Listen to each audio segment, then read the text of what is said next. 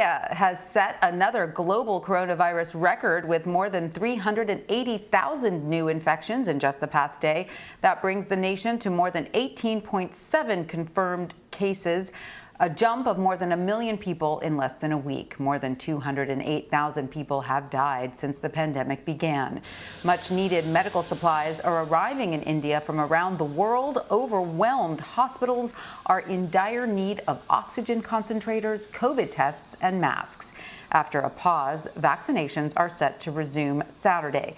But despite India being one of the world's largest vaccine manufacturers, the country is short on doses. And as the death toll rises, families are forced to wait in lines at makeshift crematoriums. Joining us now is global health reporter at Politico, Carmen Paun. Carmen, welcome. Thanks for joining us. So, help us understand what happened in India, because India was ahead of the pandemic at one point. It was sort of being held up as a model. So where did things go wrong?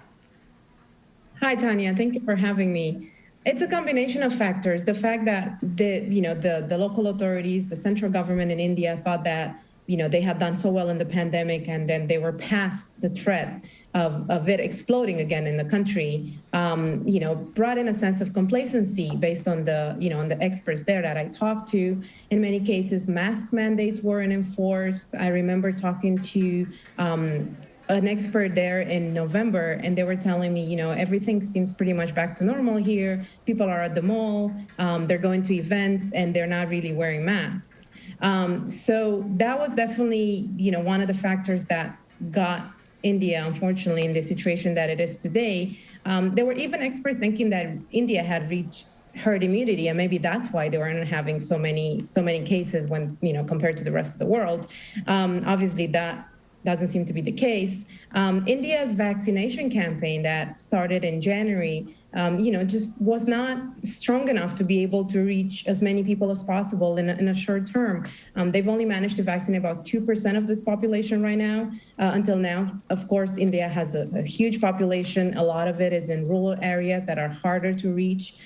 So experts are also saying that, the government, the central government, local governments didn't make enough of an effort to actually reach people in those areas as fast as possible. And then, we've also recently seen religious festivals going ahead with, huge crowds, in many cases, people not wearing masks, being allowed to take place, and political rallies in the few states in India that are having elections.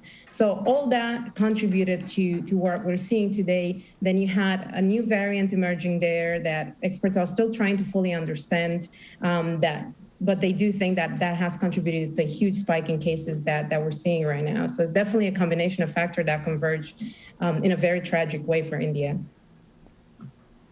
And so what are the biggest challenges India now faces, and what will it take to bring the situation there under control? Has there been any improvement at all, in the past few days? As you were saying, just getting enough oxygen to people into hospitals everywhere to be able to treat COVID-19 patients and make sure that, they do have a chance to survive by getting oxygen and not dying before they actually reach any sort of, emergency care bed is one of the main things that, will help the country.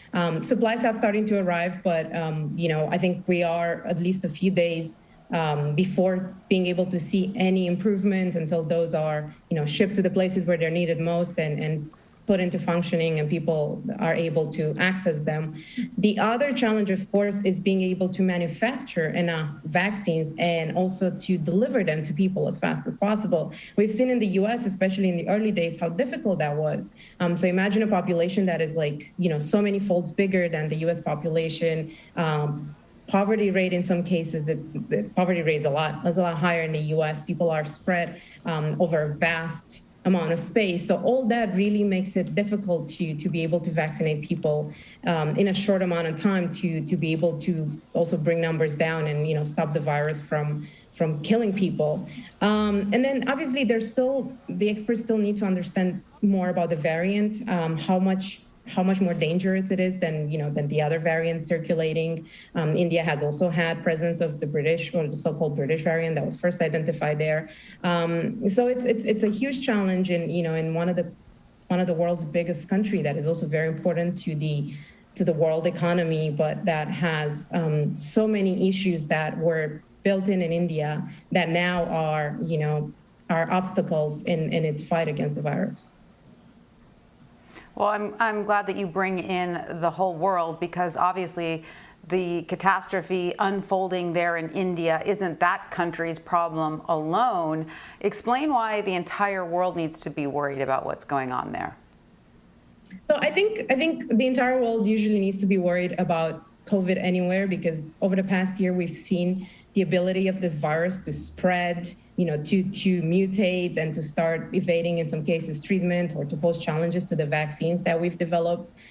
So that is a challenge anywhere. In India specifically, though, the variant that we were talking about obviously is a very high concern. That could also spread in other places. We've seen that played out with variants that were previously identified in other countries, taken over in the US and elsewhere. So that also could take over in other places and make the situation there worse.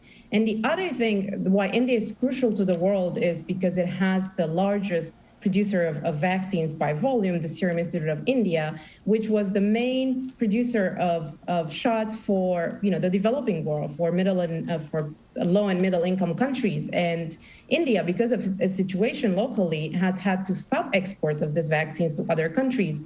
So as long as the situation is so dire in India, countries in Africa and Latin America, in the Pacific, they would also not be getting vaccines, because India needs all the vaccines that it can produce and that it can get domestically.